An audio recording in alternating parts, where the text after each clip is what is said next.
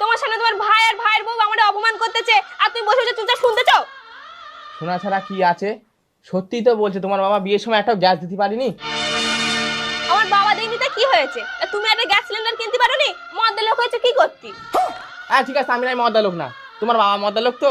তোমার বাবা যদি মদ্দা লোক হয় তাহলে তোমার বিয়ের সময় একটা গ্যাস সিলিন্ডার দিতে পারতো তো। ও, এখন যত দোষ আমার বাবার হয়ে গেল, আর তোমার ভাই আর ভাইয়ের বউ যে এত কিছু বলে তখন কিছু না? আমার বাবা কত কষ্ট করে আমার 18 বছর অবধি মানুষ করেছে, আর তোমার 2 বছর সামনে থেকেই হয়ে গেল। তাহলে এবার ভেবে দেখো কে মদ্দা লোক আর কে মদ্দা লোক না। এই ছোট,